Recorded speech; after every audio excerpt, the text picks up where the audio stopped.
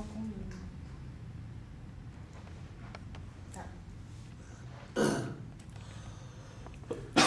Se estiver preparada, gravando. Já tá gravando? Então vamos lá. Quer que eu pergunte? Vamos lá, né? O que são cada um desses temperamentos, desses 4 temperamentos? Olha, cada comportamento, ele está correlacionado com a pessoa, não dá para alterar, tá? O comportamento, ele é feito, ele é formado do 0 aos 7 anos, dependendo de cada estímulo que a pessoa possa ter, tá? E isso da família, do meio ambiente, de como ele foi criado, aí ele vai desenvolver o comportamento dele do 0 aos 7 anos. Depois dessa fase, não tem como mais modificar o comportamento. Tem como trabalhar o comportamento. E cada comportamento tem um estímulo diferente. Então tem uma variação muito grande, tanto de criação, quanto de estímulos de pais e mães, do ambiente em que ele está. Então tudo depende de como ele vai ser estimulado, criado do 0 aos 7 anos. Aí ele tem o comportamento. E os comportamentos eles se definem em 4. Sanguíneo, melancólico, fleumático e colérico. Então cada um tem uma particularidade bem diferente. E o pessoal até brinca porque fala, tem algum comportamento perfeito? Não, não tem. Todos eles têm qualidades e todos eles têm defeitos. Certo. E o que seria então o sanguíneo, o comportamento sanguíneo? O comportamento sanguíneo é muito simples. Ele é um comportamento extremamente comunicativo, extremamente brincalhão, ele conversa com todo mundo, ele fala com todo mundo, só que ao mesmo tempo é extremamente desorganizado. Compra fiado, não paga, pega empresa, não devolve, esquece onde coloca as coisas. A mesa e a vida deles, do sanguíneo propriamente dito, é um caos, né? Então é uma bagunça. O melancólico já é bem diferente. O melancólico é aquela pessoa extremamente amável, extremamente carinhosa, extremamente fiel. É muito difícil um melancólico quebrar uma amizade, ser desonesto, tá? Só que ao mesmo tempo ele é extremamente vingativo, ele é extremamente desconfiado, ele é extremamente medroso. O melancólico, ele não faz nada por ele espera a decisão de outra pessoa para poder tomar dele, né? Então, por exemplo, você está numa mesa de reunião, você está conversando com alguém, se o melancólico ficou de fora, automaticamente ele vai falar, estão falando de mim lá dentro. Alguma coisa eu fiz. Ele é extremamente desconfiado. O fleumático é diferente. Ele é extremamente organizado. Você vai na casa de um fleumático, tem a pilha de CD, tem a ordem alfabética. A cama dele é toda arrumadinha, toda engomadinha, a roupa dele é toda impecável, tá? Só que ele não faz nada de última hora. Então, por exemplo, você fala assim, vamos para almoçar hoje? Ele fala, não, se você tivesse me avisado ontem, eu tinha me programado para hoje. E o colérico, ele é o comportamento mais difícil de ser trabalhado. Por quê? Porque o colérico ele é rápido, ele é prático, então se deu uma atividade para o colérico fazer, ele vai fazer e vai cumprir. Só que as coisas têm que ser feitas do jeito dele. Tá? Então o colérico, se você não fizer do jeito dele, do jeito que ele quer, ele briga com todo mundo, humilha todo mundo, volta depois de 2 horas como se não tivesse acontecido nada. E existe já, logicamente, um conflito muito grande, uma briga muito grande quando os comportamentos eles não são trabalhados. Tá? E é o que acontece na maioria das vezes. E as pessoas elas podem ter os dois na personalidade? Como Pode. Elas podem sim ter os dois na personalidade. Só que o que acontece? A pessoa, primeiro, para nível de estudo, o pessoal precisa entender primeiro o que é cada um deles, a parte primária de cada um, tá? Existe a bifusão dentro do comportamento. O que é a bifusão? A bifusão é quando ela pega o comportamento de um com o defeito do outro, tá? Então ela pode ter 2 comportamentos, tá? Ela pode ser ou primária, ter um só, ou bifusão, ter 2 comportamentos. Aí ela pega a qualidade, por exemplo, do melancólico com os defeitos do colérico. Ou ela pega os defeitos do colérico com as qualidades do sanguíneo, né? Então depende muito, volto a dizer, depende muito da fase a fase infantil que a criança teve, que são aqueles estímulos. E aí automaticamente ela tem que, aí como se estuda, né? Como é que eu faço para me entender? Quando você tem uma bifusão, você vai pegar para entender as qualidades do comportamento primário, que são o sanguíneo, o que diz respeito à qualidade, tá? Para a pessoa poder se entender. Ela tem que pegar, por exemplo, o primeiro comportamento são as qualidades. Aí ela estuda todas as qualidades. E o segundo comportamento geralmente vai ser os defeitos, tá? Você nunca pega a qualidade dos dois e o defeito dos dois. Você sempre pega a qualidade de um com os defeitos do outro, tá? Mas seria o defeito do segundo ou do primeiro? O defeito sempre está ligado ao segundo comportamento. Então, se você é explosivo, impaciente, inflexível, é do seu jeito, os defeitos do colérico. Mas, ao mesmo tempo, se você for extremamente comunicativo, extremamente brincalhão, extremamente animado, você tem as qualidades do sanguíneo. Ou, se você for amoroso, dedicado, são as qualidades do melancólico. Entendeu? Então, aí você tem que estudar os dois comportamentos, ver qual que é a qualidade e qual que é o defeito. Tá. Então, vamos falar das combinações. Como funciona isso na vida da pessoa que se relaciona com o marido, com a esposa, com os filhos? Tá, a parte de relacionamento geralmente é uma briga. Porque o que acontece? A pessoa, ela se apaixona pelo oposto dela. Então, uma pessoa extremamente desorganizada, que é o sanguíneo, por exemplo, vamos citar um caso prático, vai ficar perto de uma pessoa extremamente organizada. Então, vamos transferir isso para a vida real agora. Vamos supor que a mulher está programando a festa de 15 anos da filha.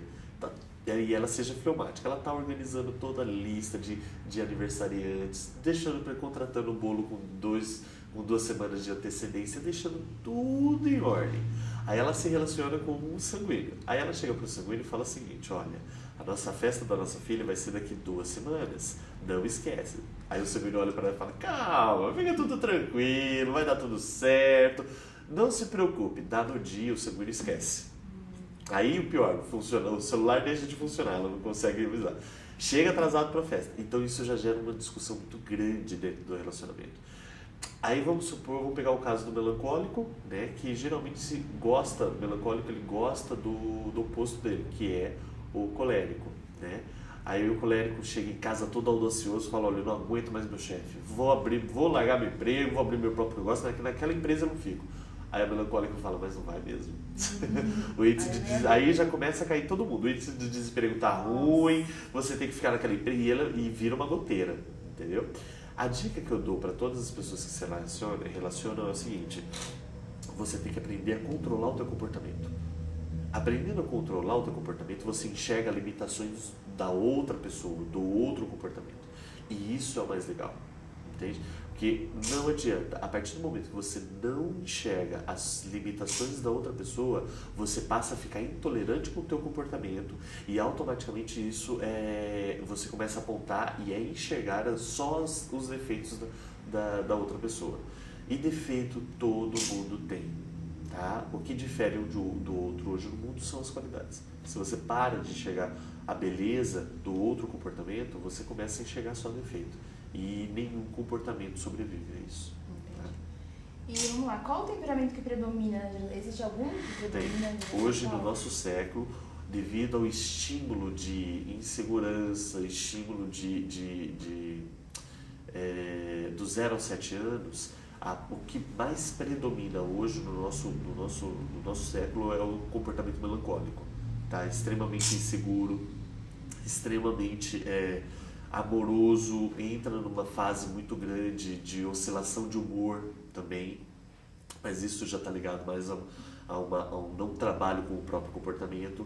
O colérico, ele representa uns 15 a 20% da população, tá? O sanguíneo, a mesma proporção. O melancólico é a maioria. E o fleumático, pra você ter uma ideia, de cada 20, 30, 40, você encontra 2. Eles já são mais raros no nosso século, porque o estímulo de um fleumático é diferente. Tá? Você, por exemplo, hoje não vê uma mãe extremamente organizacional dentro de casa, você vê uma mãe mais carinhosa, mais dedicada, mais amável. Por exemplo, para estimular um colérico, uma mãe que trabalha o tempo todo, que não dá atenção, então é muito difícil hoje a gente falar como vai se formar os comportamentos por causa dos estímulos, mas a grande maioria do nosso século são melancólicos, até dentro da bifusão, que a bifusão geralmente é ou tem melancólico com colérico, ou melancólico com sanguíneo, ou melancólico com fleumático. Está sendo muito mais comum encontrar dentro da bifusão, dentro do comportamento primário, os melancólicos.